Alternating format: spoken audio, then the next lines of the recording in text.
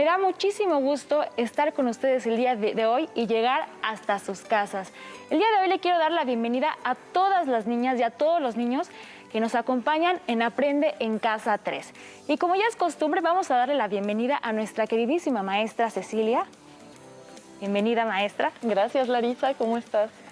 Muchas gracias. Y bueno, antes que nada, vamos con Ajo Listo, porque él nos tiene unas indicaciones de cómo lavarnos las manos. ¡Hola! La mejor forma de cuidarnos es lavarnos las manos frecuentemente con agua y jabón durante 20 segundos. Así te proteges tú y proteges a todas las personas que te rodean. Si sales de casa, usa cubrebocas y guarda la sana distancia. ¿Listas? ¿Listos? ¡Muy bien! ¡Vamos a ver el siguiente video! Buenas prácticas para seguir adelante. Como todos sabemos, el COVID-19 es un virus que se contagia muy fácilmente entre las personas. Por eso hay que continuar cuidándonos siguiendo las buenas prácticas que ya todos conocemos para evitar contagiarnos. Utiliza cubrebocas. No salgas de casa y si tienes que hacerlo, recuerda que es obligatorio utilizarlo. Mantén la sana distancia. Lávate las manos muy seguido con agua y jabón por lo menos durante 20 segundos. O aplica desinfectante a base de agua y alcohol. Desinfecta las superficies y los objetos que más utilizas. También las cosas que compres en la tienda o el supermercado. Sigamos luchando juntos contra este virus, cuidándonos los unos a los otros. Hola, les doy la bienvenida a su clase de historia.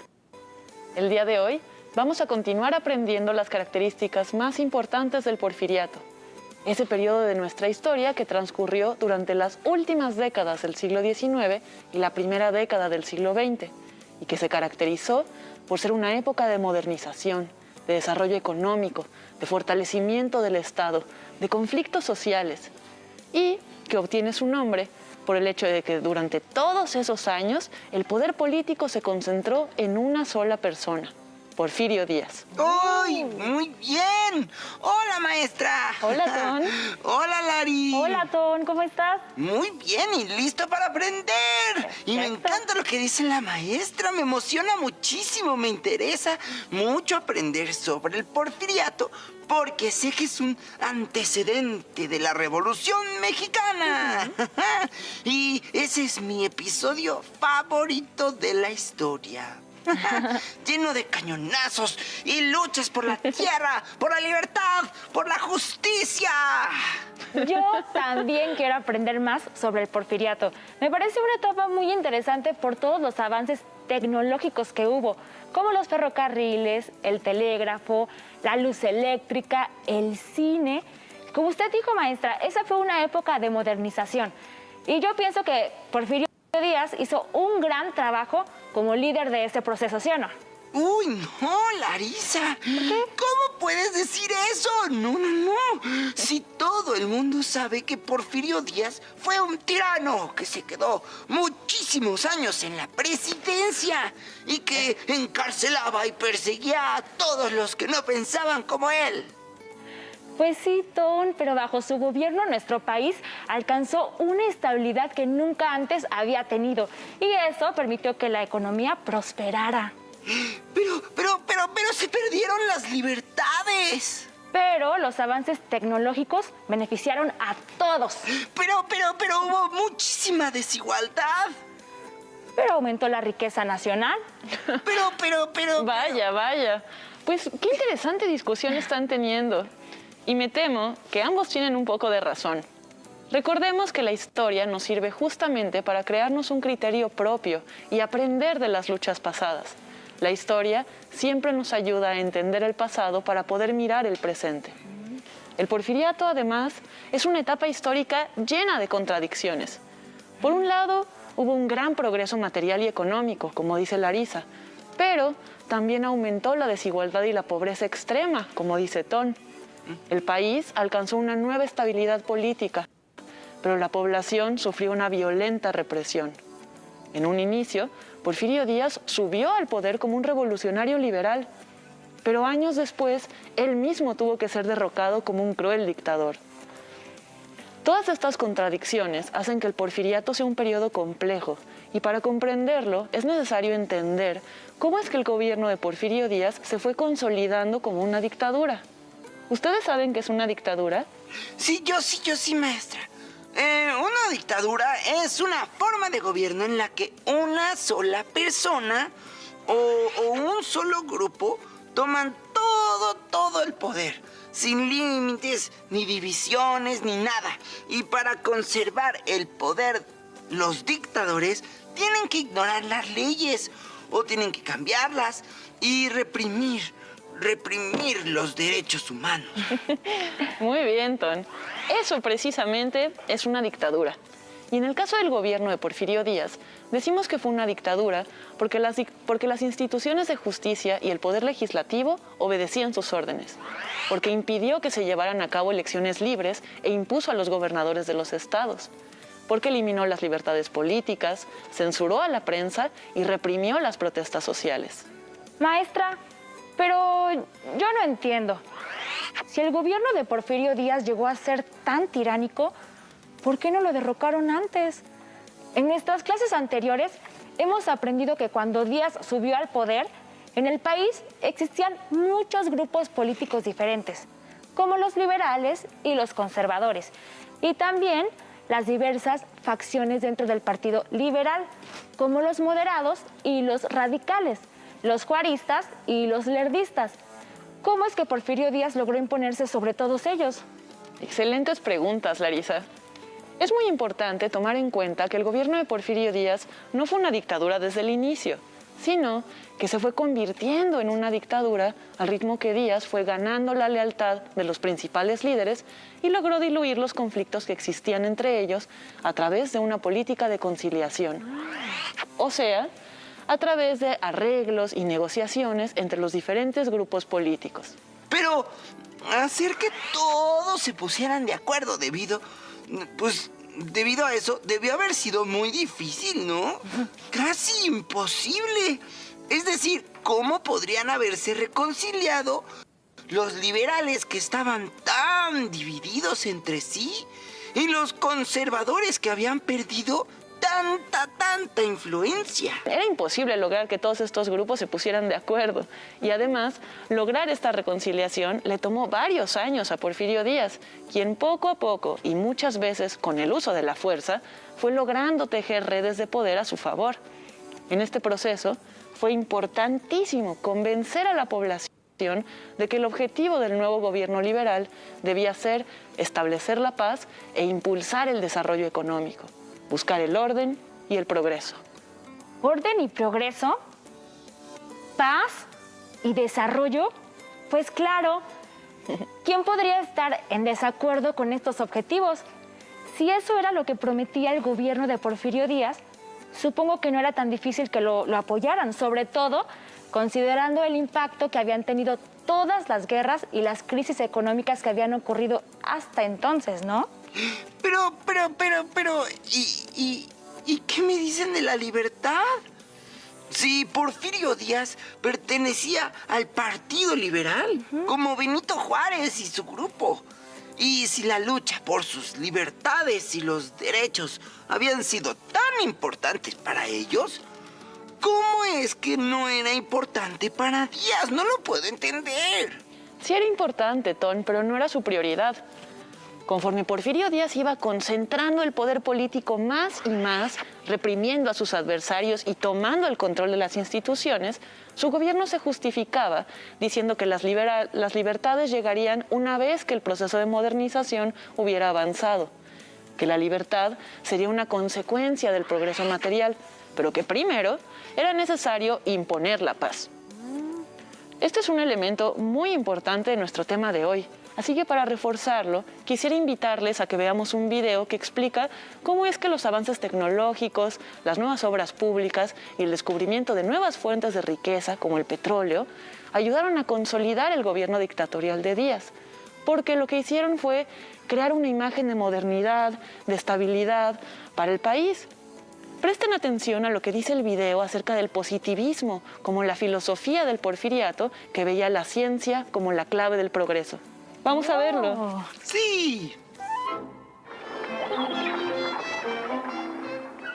Durante el Porfiriato se ven enormemente favorecidos en cuanto a construcciones, las estaciones, aduanas y puertos, ya que es por ahí por donde salen del país nuestras materias primas, principalmente agrícolas y mineras, pero también, en aumento constante, el petróleo. En Veracruz, el puerto más importante del país, es en este lustro cuando se inauguran los edificios de faros, correos y telégrafos. Se sustituyen los viejos muelles fiscales por unos nuevos y la ciudad cobra una gran presencia de modernidad.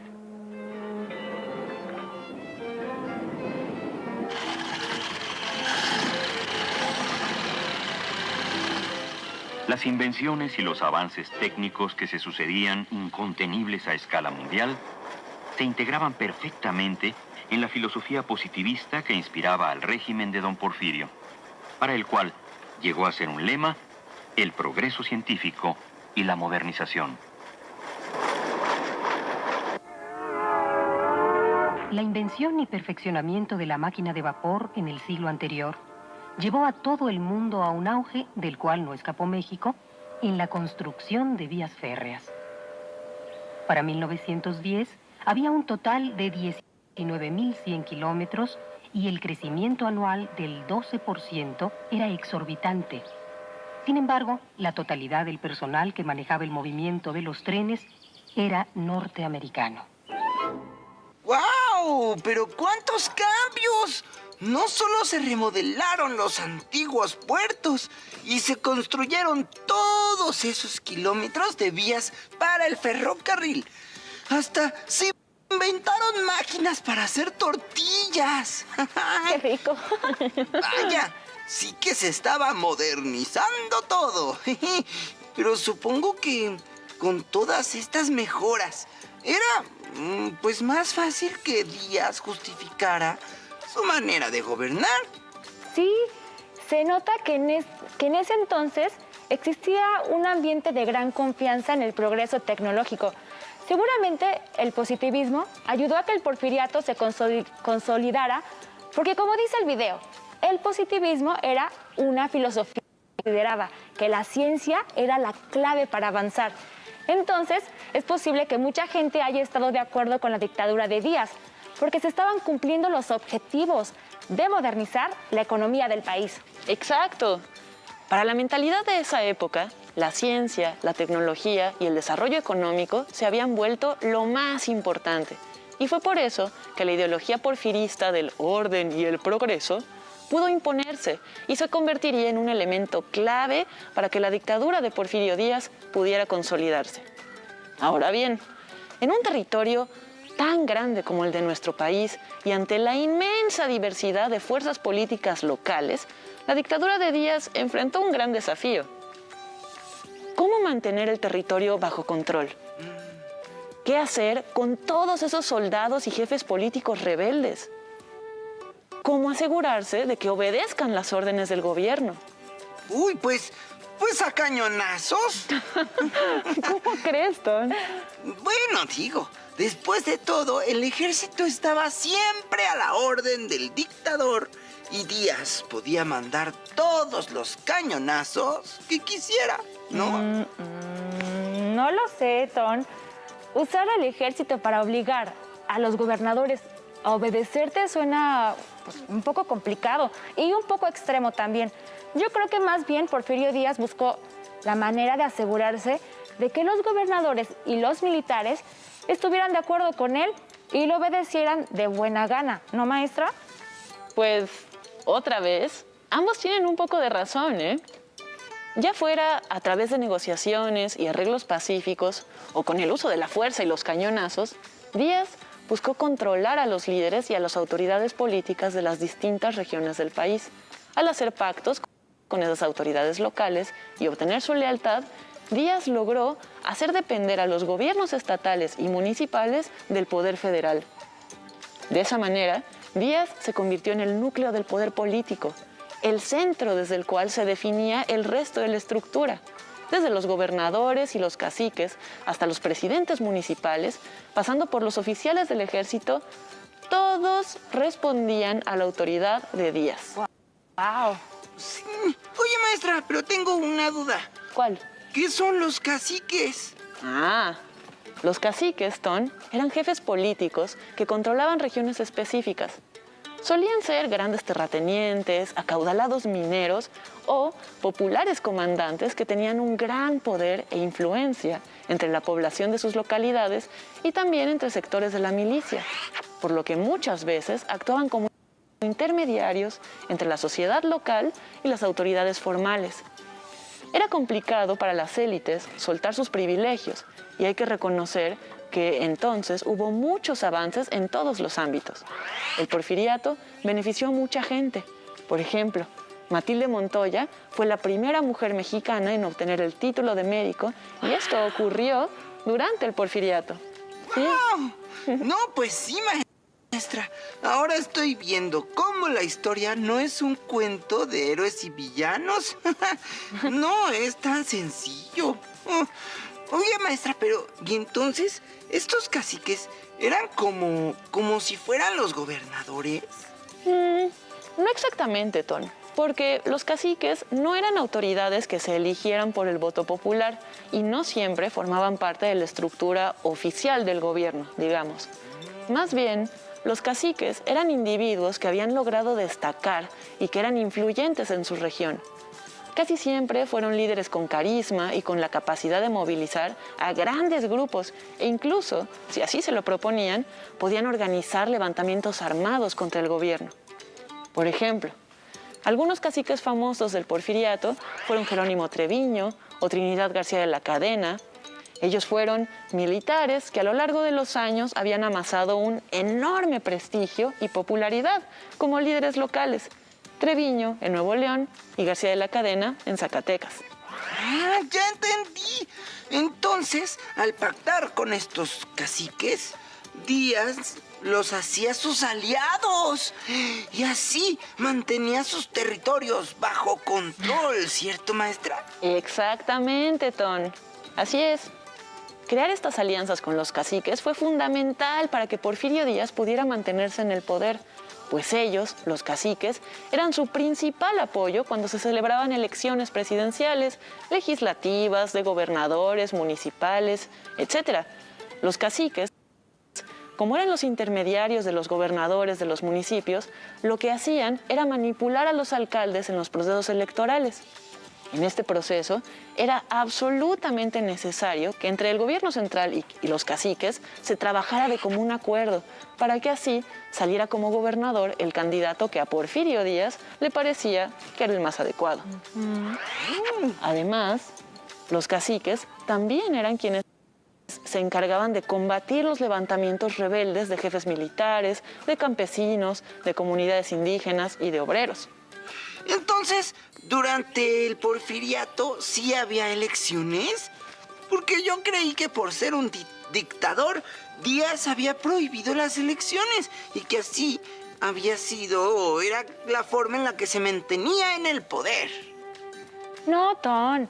Díaz jamás prohibió las elecciones. Más bien, manipulaba para que él siempre resultara electo presidente, usando estrategias como la que nos acaba de explicar la maestra. Y yo también había escuchado que Díaz lograba reelegirse porque modificó las leyes a su favor. ¿Sí o no, maestra? Es verdad, es cierto. En el mes de diciembre de 1890, cuando Díaz estaba a la mitad de su tercer periodo presidencial, se hizo una reforma en el artículo 78 de la Constitución de 1857. Y esa reforma permitió la reelección indefinida del presidente. Fue así, de esta manera, como a partir de entonces Díaz pudo reelegirse una y otra y otra y otra y otra vez sin que nadie pudiera cuestionar la legalidad de su mandato. Y pensar que en otro momento Porfirio Díaz luchó en contra de la reelección. ¿Cómo lo iba yo a creer? Y que cuando era joven organizó una revolución contra Benito Juárez y contra Lerdo de Tejada. Justo y justamente para proteger el voto y la democracia. Oye, esto es tan contradictorio. Pero qué vueltas da la vida, ¿verdad? Qué fascinante es conocer la historia, maestra. Sí, Ton, yo comparto por completo tu asombro. Y sí, como decíamos al principio de la clase, el Porfiriato es un periodo histórico lleno de contradicciones. Es complejo, es interesante, hubo cambios importantísimos con respecto a las épocas anteriores. Y tal vez uno de los cambios más importantes fue justamente la manera en la que el régimen de Porfirio Díaz logró centralizar el poder. Ya lo hemos discutido ahorita en clase, pero vale la pena que revisemos con más atención este aspecto. Así que, ¿qué les parece si vemos un video que lo explica mejor? Sí. Vamos a verlo. Muy bien. Uno de los más sobresalientes cambios consistió en establecer un gobierno fuerte que pudo controlar a los diferentes grupos que se disputaban el poder. Para ello fue necesario organizar al ejército y someter a los principales jefes militares para poner fin a los constantes levantamientos y rebeliones que desangraron al país desde los inicios de la lucha por la independencia.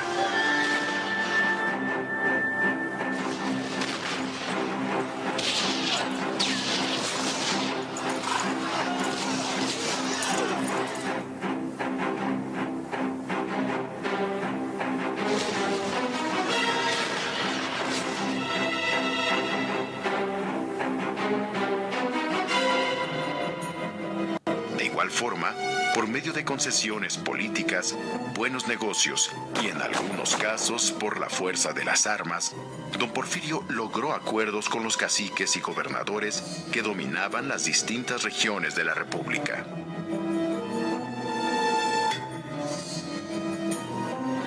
En cuanto a los otros poderes, ignorando a la Constitución que lo obligaba a gobernar junto al Congreso y el Poder Judicial, don Porfirio impuso por las buenas o por las malas su autoridad a los legisladores y a los jueces y magistrados.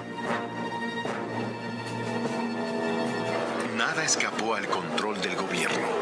Por ejemplo, la Iglesia Católica encontró en el dictador a un presidente que le permitió recobrar una parte de sus bienes y de su influencia en la educación.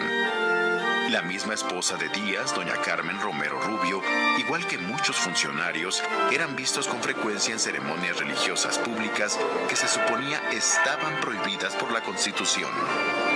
A cambio, la jerarquía eclesiástica apoyaría incondicionalmente al régimen porfirista.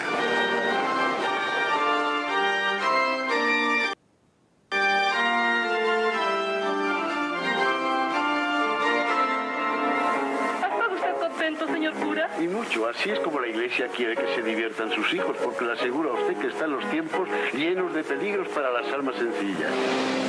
Así, desde el más oscuro presidente municipal hasta los muy encumbrados empresarios o terratenientes, se supeditaron al poder central, permitiendo a Díaz crear las condiciones mínimas de gobernabilidad y comenzar a unificar a una nación que estaba prácticamente desmembrada. ¿Qué, maestra? Así que Porfirio Díaz le permitió a la Iglesia Católica recuperar una parte de su poder en la educación. Pero si Juárez y los liberales hicieron hasta lo imposible por establecer la educación libre y laica, si fueron necesarios tantos y tantos años de guerras y conflictos para disminuir el poder de la iglesia. ¡Ay, no puedo creerlo! ¿No había dicho que Porfirio Díaz era liberal? ¿Y qué parte de devolverle el poder a la iglesia es liberal? Bueno, pero espera, Ton. Porfirio Díaz no le devolvió el poder a la iglesia porque fuera un católico devoto, sino porque le convenía tener el apoyo del clero, de los obispos y los sacerdotes que todavía tenían mucha influencia. ¿O no, maestra? Exactamente, Larisa. Recordemos que para que su dictadura pudiera consolidarse, lo fundamental era contar con la obediencia de las principales fuerzas políticas del país. Y definitivamente, en esa época la Iglesia seguía siendo un sector clave, aunque la reforma liberal la había debilitado mucho, tal como dijo Ton. Todas estas alianzas, pactos y relaciones de dependencia entre Porfirio Díaz y los distintos actores políticos fueron la columna vertebral de la dictadura. Para Díaz, gobernar el país se trataba menos de imponer una ideología y más de organizar y dirigir el mosaico de grupos políticos que convivían en el país. A Díaz no le preocupaba defender los principios liberales, sino evitar las rebeliones y asegurar su reelección. Es por esto que una de las frases icónicas, representativas del porfiriato era poca política y mucha administración. Lo seguiremos viendo en las clases que siguen, porque de este tema nos falta ver mucho más. Si te es posible, consulta otros libros y comenta el tema de hoy con tu familia. Si tienes la fortuna de hablar una lengua indígena, aprovecha también este momento para practicarla y platica con tu familia en tu lengua materna.